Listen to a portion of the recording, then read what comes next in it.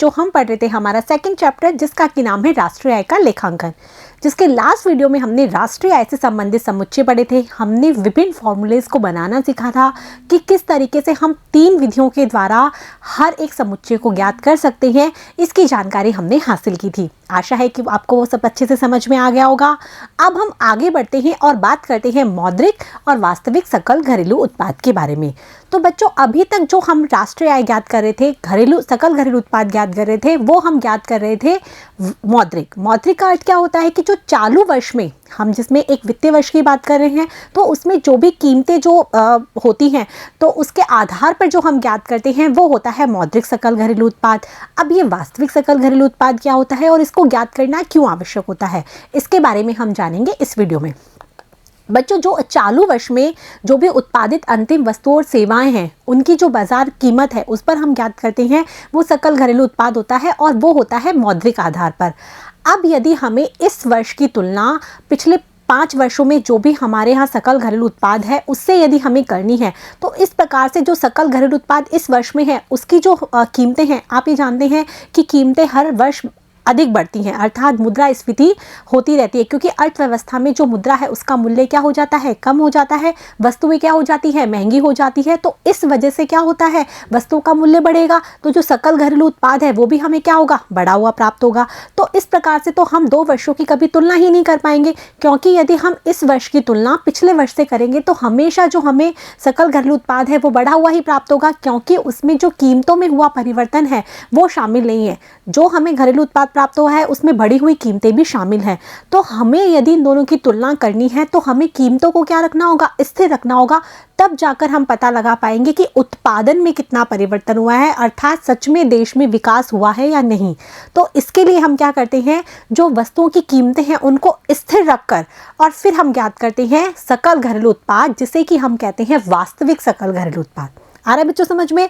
अर्थात जो चालू कीमतों पर ज्ञात किया जाता है वो तो होता है मौद्रिक सकल घरेलू उत्पाद, और जो वास्तविक सकल घरेलू उत्पाद है उसमें हम कीमतों को स्थिर रखकर सकल घरेलू उत्पाद ज्ञात करते हैं, तो वो होता है वास्तविक सकल घरेलू उत्पाद। वास्तविक सकल घरेलू उत्पाद में बढ़ी हुई कीमतें शामिल नहीं होती, यहाँ पर केवल उत्पादन में जो परिवर्तन हुआ है वो शामिल होता है। ठीक है बच्चों, और जो मौद्रिक सकल घरेलू उत्पाद है और वास्तविक सकल घरेलू उत्पाद है उसका जो अनुपात है वो कहलाता है सकल घरेलू उत्पाद अविस्फितक, जो कि हमें ये बताता है कि मूल्य में कितनी वृद्धि हुई है, अर्थात मूल्य में कितना परिवर्तन हुआ है, अर्थात कि देश में कितनी मुद्रास्फीति हुई है। ठीक है बच्चों, तो इस तरीके से हम देश में होने वाली मुद्रास्फीति के बारे में, कीमतों में परिवर्तन के बारे में भी जान सकते हैं, साथ में 2 वर्षों में सकल घरेलू उत्पाद की तुलना भी कर सकते हैं। इसीलिए मौद्रिक और वास्तविक सकल घरेलू उत्पाद, इसको ज्ञात करना हमारे लिए बहुत आवश्यक हो जाता है। तो हम यहाँ पर देख लेते हैं, यही सारी बातें लिखी हुई हैं। कीमतें परिवर्तित होने पर सकल घरेलू उत्पाद में तुलना करने में क्या आती है, कठिनाइयाँ आती हैं। एक वर्ष में कीमतें कुछ और हैं, दूसरे वर्ष में कीमतें कुछ और हैं, तो हम दोनों वर्षों की कीमतें ही हमें ढंग से नहीं पता है, मतलब उन परिवर्तित हो गई हैं, तो हम किस तरीके से उनकी परिवर्तित कीमतों पर सकल घरेलू उत्पाद की गणना करेंगे। ठीक है, तो बहुत दिक्कतें आती हैं इस तरह से सकल घरेलू उत्पाद की तुलना करने में।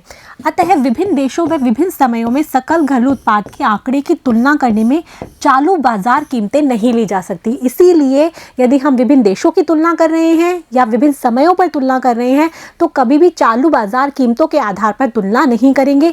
तुलना करने के लिए हमेशा स्थिर कीमतें ही ली जाएंगी। ठीक है बच्चों, इसके लिए वास्तविक सकल घरेलू उत्पाद की गणना की जाती है। इसमें वस्तुओं का मूल्यांकन स्थिर कीमतों पर होता है, कभी भी मौद्रिक सकल घरेलू उत्पाद के आधार पर तुलना नहीं की जाती। तुलना हमेशा वास्तविक सकल घरेलू उत्पाद के आधार पर की जाती है, जिसमें कीमतों को स्थिर रखा जाता है। जिससे यदि वास्तविक सकल घरेलू उत्पाद में परिवर्तन होता है तो यह उत्पादन के परिमाण में ही परिवर्तन होता है।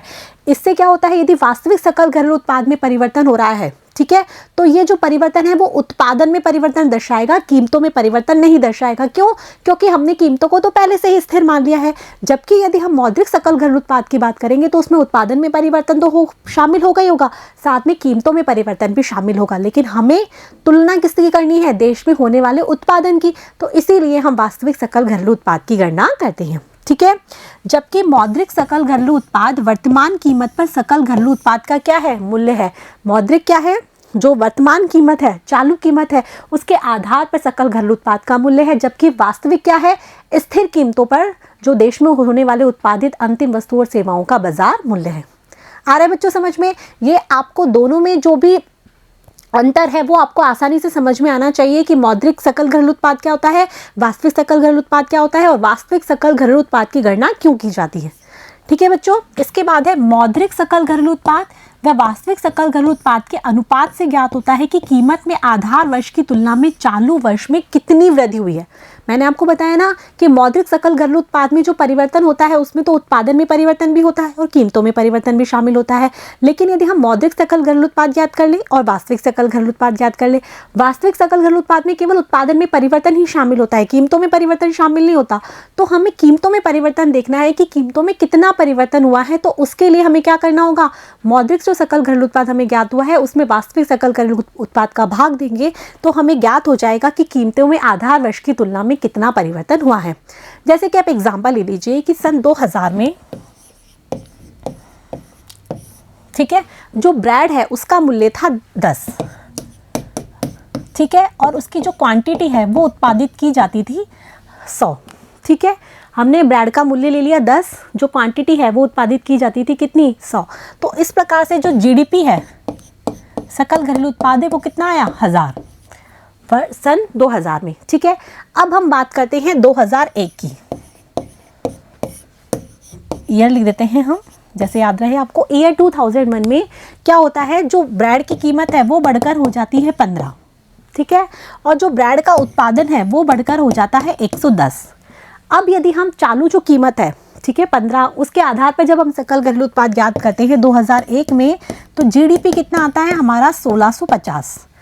तो आप ये देखोगे कि मौद्रिक सकल घरेलू उत्पाद की बात करें तो जो कितना है, 1000 वर्ष 2000 में, और 2001 में बढ़कर कितना हो गया, 1650। तो इसका मतलब सकल घरेलू उत्पाद में तो बहुत अधिक वृद्धि हुई है। हम तो यही मानेंगे ना मौद्रिक सकल घरेलू उत्पाद के आधार पर कि सकल घरेलू उत्पाद में बहुत अधिक वृद्धि हुई है। लेकिन इसमें उत्पादन में वृद्धि के साथ साथ कीमतों में वृद्धि भी शामिल है, तो ये दोनों चीज़ें तुलना करने योग्य नहीं है। यदि हमको इनकी सच में तुलना करनी है तो हमें क्या करना होगा, यहाँ पर जो कीमतें हैं उसको स्थिर 10 करनी होगी, जो कि 10 कीमतें 2000 में थी वही यहाँ पर हमें कीमत शामिल करनी होगी। तो इसके आधार पर यदि हम जीडीपी निकालेंगे, कौन सा जीडीपी, रियल, वास्तविक, ठीक है, यहाँ पर हमने मॉनेटरी निकाला था, मौद्रिक था। अब हम वास्तविक जो सकल घरेलू उत्पाद निकालेंगे तो हम कीमतों को स्थिर रखेंगे जो कि 10 है, और यहाँ पर जो हमारा उत्पादन था वो कितना था, 100 था। अब उत्पादन कितना हो गया, 110। तो हम 10 गुणा 110 कर देंगे तो हमारा कितना आएगा, 1100। ये हमारा हो गया वास्तविक सकल घरेलू उत्पाद। अब हम तुलना कर सकते हैं इसके किससे, जो हमारे 2000 में उत्पादन हुआ था। तो 2000 में जो उत्पादन था, कीमतें यहाँ पर भी 10 थी और यहाँ पर भी कीमतें 10 थी, अर्थात कीमतें दोनों में परिवर्तित ही नहीं हुई, समान है। तो अब 1000 से 1100 अर्थात 100 रुपये का सकल घरेलू उत्पाद बढ़ा है। समझ में आ गया कि तुलना करने के लिए हमें पहले वास्तविक सकल घरेलू उत्पाद जो कि स्थिर कीमतों पर ज्ञात करते हैं वो ज्ञात करना होगा, उसके बाद ही हम इन दोनों की तुलना कर सकते हैं। तो हम यहाँ देख रहे हैं कि 100 रुपये का उत्पादन बढ़ा है। अब आपसे ये पूछा जाए कि कीमतों में कितना परिवर्तन हुआ है, 2000 से 2001 में कीमतों में कितना परिवर्तन हुआ है, तो उसके लिए हम क्या करते हैं, जो मौद्रिक सकल घरेलू उत्पाद जो हमें प्राप्त हुआ था, ठीक है, और जो वास्तविक सकल घरेलू उत्पाद है, इन दोनों का हम क्या कर देते हैं, भाग लगा देते हैं। तो हमें परिवर्तन पता चल जाता है कि कीमतों में कितना परिवर्तन है। क्यों? क्योंकि इसमें कीमतों में और उत्पादन में दोनों परिवर्तन शामिल है। इसमें उत्पादन में परिवर्तन शामिल है, कीमतों में परिवर्तन शामिल नहीं है, इसीलिए हम इसका इसमें भाग लगाएंगे तो हमें प्राप्त हो जाएगा क्या, कि कीमतों में कितना परिवर्तन हुआ है। यहाँ पर यही बात हुई है कि कीमतें में आधार वर्ष की तुलना में कितनी वृद्धि हुई है, उसको ज्ञात करने के लिए हम मौद्रिक सकल घरेलू उत्पाद में वास्तविक सकल घरेलू उत्पाद का अनुपात देखते हैं। ठीक है बच्चों, इसके बाद है चालू वर्ष के मौद्रिक व वास्तविक सकल घरेलू उत्पाद की गणना में उत्पादन का परिमाण स्थिर रहता है। इसके माप में अंतर केवल आधार वर्ष और चालू वर्ष की कीमतों में अंतर के कारण होता है। जो चालू वर्ष का जो मौद्रिक और वास्तविक सकल घरेलू उत्पाद है उसकी हम यदि गणना करते हैं तो उसमें उत्पादन का परिमाण क्या है, स्थिर है। 1650 में भी उत्पादन वही है, 1100 में भी उत्पादन वही है, लेकिन इसके माप में अंतर क्यों आया है, क्योंकि आधार वर्ष और चालू वर्ष की कीमत में क्या है अंतर। यहाँ पर हमने कीमत क्या ली है 15, यहाँ पर हमने कीमत क्या ली 10। तो कीमतों में अंतर की वजह से इन दोनों में अंतर आता है। आ रहा है बच्चों समझ में। मौद्रिक और वास्तविक सकल घरेलू उत्पाद का अनुपात कीमत सूचकांक कहलाता है। हम यदि मौद्रिक सकल घरेलू उत्पाद और वास्तविक सकल घरेलू उत्पाद का यदि हम अनुपात निकालते हैं, इन दोनों का भाग लगाते हैं, तो हमें जो ज्ञात होता है उसे हम कहते हैं कीमत सूचकांक, प्राइस इंडेक्स। ठीक है, जो कि हमें क्या बताता है, सकल घरेलू उत्पाद अविस्फितक, जो कि हमें ये बताता है कि आधार वर्ष की तुलना में चालू वर्ष में कीमतों में कितनी वृद्धि हुई है। इसे सकल घरेलू उत्पाद अविस्फितक भी कहते हैं। हम ये कह सकते हैं ग्रॉस डोमेस्टिक प्रोडक्ट डिफ्लेटर। ठीक है, सकल घरेलू उत्पाद अविस्फितक, जिसे हम डिफ्लेटर भी कहते हैं। इसे ज्ञात करने के लिए हम क्या करते हैं, जो हमारा मौद्रिक जीडीपी है उसमें हम जो वास्तविक जो जीडीपी हमने अभी ज्ञात किया है स्थिर कीमतों पर, उसका हम भाग लगा देते हैं। ठीक है, हमने जो मौद्रिक अभी ज्ञात की थी वो हमने ज्ञात की थी 1650, और हमें जो भी वास्तविक जो प्राप्त हुई है स्थिर कीमतों पर वो प्राप्त हुई है 1100। इसमें हम इसका भाग लगाते हैं तो 1.5, तो 1.5 क्या हुई है, गुना, अर्थात 1.5 गुना कीमतों में वृद्धि हुई है। 10 से 15 यही हुई है ना, तो 1.5 गुना कीमतों में वृद्धि हुई है। और इसको प्रतिशत में ज्ञात करते हैं तो कितनी आ जाती है, 150%। आ रहा है बच्चों समझ में? तो कीमत सूचकांक है ये तरीके से, जो कि हमें बताता है कि आधार वर्ष की तुलना में चालू वर्ष में कीमतों में कितना परिवर्तन हुआ है, जिसे हम जीडीपी अविस्फितक भी कहते हैं। इसके द्वारा हम ज्ञात कर सकते हैं, जिसमें हम मौद्रिक सकल घरेलू उत्पाद में वास्तविक सकल घरेलू उत्पाद का भाग दे देते हैं, और यदि प्रतिशत में ज्ञात करना है तो इसको 100 से मल्टीप्लाई कर देते हैं। 1.5 को हमने 100 से मल्टीप्लाई किया है, तब हमारा 150% आया है। ठीक है, जीडीपी अविस्फितक उन वस्तुओं और सेवाओं की औसत कीमत की बात करता है जिनके आधार पर जीडीपी की क्या की जाती है, गणना की जाती है। दूसरे शब्दों में मौद्रिक जीडीपी वास्तविक जीडीपी के अनुपात से ये ज्ञात होता है कि कीमत में आधार वर्ष की तुलना में कितनी वृद्धि हुई है। हमें बता रहा है जैसे यहाँ पर 1.5 गुना वृद्धि हुई है, तो ये दोनों का अनुपात हमें बताता है कि कीमतों में कितना परिवर्तन हुआ है। क्यों? क्योंकि इसमें कीमतों में और उत्पादन में दोनों में परिवर्तन शामिल है, इसमें केवल उत्पादन में परिवर्तन शामिल है। तो दोनों के द्वारा हम कीमतों में परिवर्तन कितना हुआ है उसको हम ज्ञात कर सकते हैं। तो याद रहेगा जीडीपी अविस्फितक बहुत इंपॉर्टेंट टॉपिक है, एग्जाम में पूछा जाता है, इससे रिलेटेड क्वेश्चन भी आ सकता है, तो आपको याद रखना है। ठीक है बच्चों, जीडीपी अविस्फितक निकालने के लिए निम्न सूत्र का प्रयोग करते हैं। अभी हमने लिया ना, मौद्रिक जीडीपी में हम वास्तविक जीडीपी का भाग लगा देते हैं। कभी कभी अविस्फितक को प्रतिशत के पदों में भी प्रदर्शित किया जा सकता है। तो आप किस तरीके से याद करेंगे, मौद्रिक जीडीपी बटे में वास्तविक जीडीपी में हम 100 को मल्टीप्लाई कर देंगे, जैसा कि हमने यहाँ पर किया था। हमने एग्जाम्पल भी इसका देख लिया है। इसके बाद आता है उपभोक्ता कीमत सूचकांक। अभी हमने क्या देखा, स्थिर कीमतों पर हमने एक वर्ष की जब हमने दूसरे वर्ष से तुलना की है तो हमने कीमतों को स्थिर मान लिया और उसके आधार पर देखा कि कितना परिवर्तन हुआ है। अब जो दूसरी जो विधि है वो होती है उपभोक्ता कीमत सूचकांक। इसमें भी हम देखते हैं कि सच में कितना परिवर्तन हुआ है, और इसमें भी हम तुलना करने के काम में लेते हैं। पहला जो कीमत सूचकांक था वो जीडीपी अविस्फितक था, दूसरा है उपभोक्ता कीमत सूचकांक जिसे हम कहते हैं CPI, कंज्यूमर प्राइस इंडेक्स। हम उसमें कीमत में जो परिवर्तन हुआ है उसको हमने देखा था। अब हम यहाँ देखते हैं कि उपभोक्ता जो है वो कितनी मात्रा परिवर्तित करता है। देखते हैं हम इसे कैसे ज्ञात करते हैं। यह कीमतों में परिवर्तन मापने की दूसरी विधि है। यह वस्तुओं की दी हुई टोकरी जिनका क्रय प्रतिनिधि उपभोक्ता करते हैं का कीमत सूचकांक है, जिसे प्राय प्रतिशत के रूप में व्यक्त किया जाता है। अब उपभोक्ताओं के द्वारा विभिन्न प्रकार की वस्तुएं काम में ली जाती है, तो हम उसमें एक सैंपल अर्थात एक टोकरी बना देते हैं कि उपभोक्ता के द्वारा कौन कौन सी वस्तुएं हैं जो काम में ली जाती हैं, और उस टोकरी के द्वारा हम देखते हैं कि कीमतों में कितना प्रतिशत परिवर्तन हुआ है। और इसको हम हमेशा प्रतिशत के रूप में ही यदि व्यक्त किया जाता है, प्रतिनिधि जो वस्तुएं हैं उसको इसमें शामिल किया जाता है। इसके अंतर्गत हम 2 वर्षों पर विचार करते हैं। एक तो होता है चालू वर्ष और एक होता है आधार वर्ष। इसके अंतर्गत 2 वर्षों पर विचार किया जाता है, जिसमें एक आधार वर्ष होता है और दूसरा चालू वर्ष होता है। हम जो सकल घरेलू उत्पाद अविस्फितक जिसका हमने अध्ययन किया है उसके अंदर हम क्या करते थे, उसमें कीमत है उसको स्थिर रखते थे, और उसके आधार पर हम क्या करते थे, वास्तविक सकल घरेलू उत्पाद ज्ञात करते थे। अब जो कीमत सूचकांक है, उपभोक्ता कीमत सूचकांक, इसके अंतर्गत हम क्या करते हैं कि उपभोक्ता है वो उन्हीं वस्तुओं का उपभोग करता है, और उनकी जो कीमतें परिवर्तित होने पर उपभोक्ता का व्यय बदल जाता है, उसके आधार पर हम ज्ञात करते हैं कीमत सूचकांक। तो हम इसमें यहाँ कैसे देखेंगे कि हम मान लेते हैं उपभोक्ता ईयर 2000 की हम यहाँ बात करते हैं तो उपभोक्ता दो वस्तु का उपभोग करता है, एक तो होता है चावल और एक है कपड़ा। चावल की हम मान लेते हैं उपभोक्ता 90 kg मात्रा का उपभोग करता है और कपड़े की हम मान लेते हैं उपभोक्ता 5 इकाई का उपभोग करता है। ठीक है, अब चावल की जो कीमत है वो है 10 रुपये प्रति किलो और जो कपड़ा है उसकी कीमत है 100 रुपये।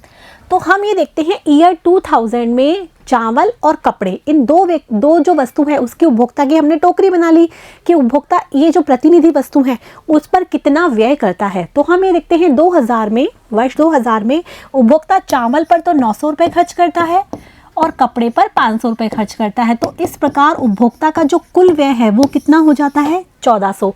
और ये जो व्यय है उसे हम कह सकते हैं आधार वर्ष का व्यय। समझ में आ गया।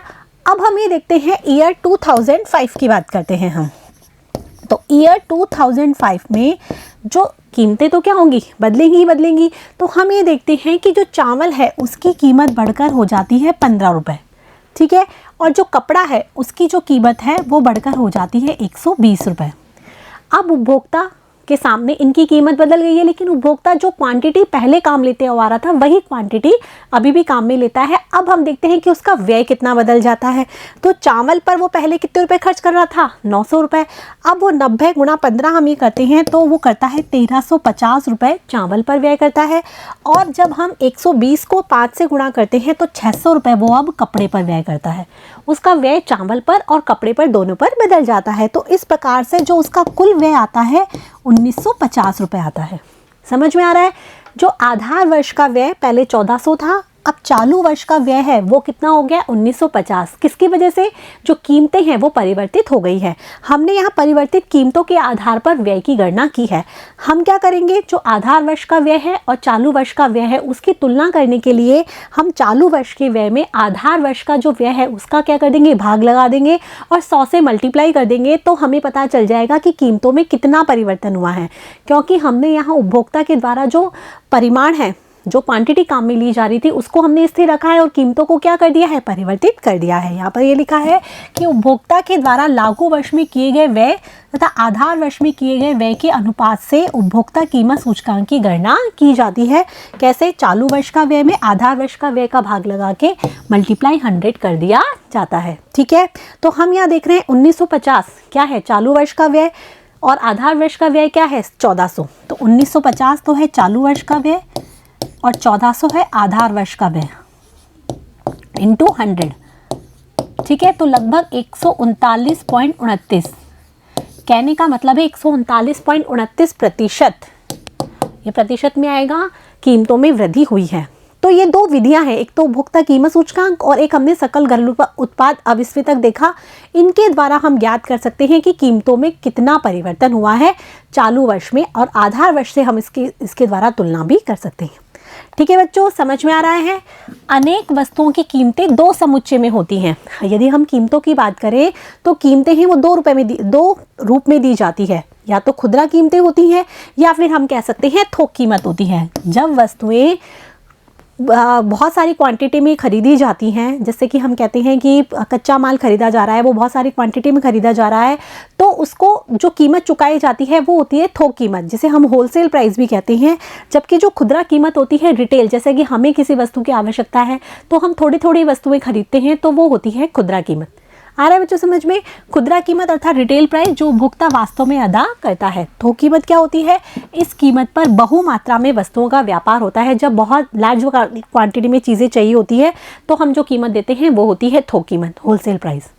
ठीक है बच्चों, बहुमात्रा व्यापार की जाने वाली वस्तुओं का क्रय साधारण उपभोक्ता नहीं करते हैं। जो होलसेल प्राइस है उसमें कौन खरीदता है, जो कि क्या होता है, खुद विक्रेता होता है जो कि वस्तुओं को बेचता है, वो खरीदता है बहुमात्रा में। ठीक है, तो उपभोक्ता तो खरीदते नहीं है। तो उपभोक्ता कीमत सूचकांक के समान थोक कीमत सूचकांक होता है, जिसे संयुक्त राज्य अमेरिका में उत्पादक कीमत सूचकांक PPI भी कहते हैं। जैसे कि हमने अभी उपभोक्ता कीमत सूचकांक निकाला, उसी प्रकार से एक उत्पादक कीमत सूचकांक होता है। उत्पादक कौन सी कीमत पे खरीदता है, थोक कीमत पे खरीदता है, तो इसे हम थोक कीमत सूचकांक भी कहते हैं और इसे संयुक्त राज्य अमेरिका में उत्पादक कीमत सूचकांक कहते हैं। ठीक है, उत्पादक अर्थात प्रोड्यूसर प्राइस इंडेक्स। ठीक है, और यहाँ पर हम कह रहे हैं होलसेल प्राइस इंडेक्स। तो थोक कीमत सूचकांक और उत्पादक कीमत सूचकांक भी होता है उपभोक्ता कीमत सूचकांक की तरह। आगे बच्चों समझ में, उपभोक्ता कीमत सूचकांक में सकल घरेलू उत्पाद अविस्फितक में अंतर हो सकता है। अभी हमने सकल घरेलू उत्पाद अविस्फितक है उसको भी हमने ज्ञात कर लिया, जो भी कीमतों में परिवर्तन को दर्शाता है, और हमने कीमत सूचकांक उपभोक्ता कीमत सूचकांक को भी हमने ज्ञात किया, जिससे भी हमें कीमत परिवर्तन का पता चलता है। लेकिन ये जो दोनों विधियां हैं जो कि कीमत में परिवर्तन की को ज्ञात करने की विधियां हैं, इन दोनों में अंतर है। वो अंतर क्या क्या है? पहला अंतर है कि उपभोक्ता जिन वस्तुओं का क्रय करते हैं उससे देश में उत्पादित सभी वस्तुओं का प्रतिनिधित्व नहीं होता है। जो हम उपभोक्ता कीमत सूचकांक ज्ञात कर रहे हैं, जैसा कि हमने पढ़ा था तभी हमने बताया था कि उपभोक्ता की जो प्रतिनिधि वस्तुएं, जैसा कि हमने एग्जाम्पल दिया उसमें हमने केवल चावल का और कपड़े, केवल 2 ही वस्तुएं ली प्रतिनिधि, जबकि उपभोक्ता बहुत सारी वस्तुओं का क्या करता है, उपभोग करता है। तो इसमें जो उपभोक्ता कीमत सूचकांक है उसमें केवल प्रतिनिधि जो वस्तुएं हैं उसकी बात की जाती है, उस पर जो व्यय होता है उसकी का ही केवल अध्ययन किया जाता है। तो देश में उत्पादित जो सभी वस्तुओं का प्रतिनिधित्व नहीं होता है, जबकि सकल घरेलू उत्पाद अविस्फितक में सभी ऐसी वस्तुओं और सेवाएं आती हैं।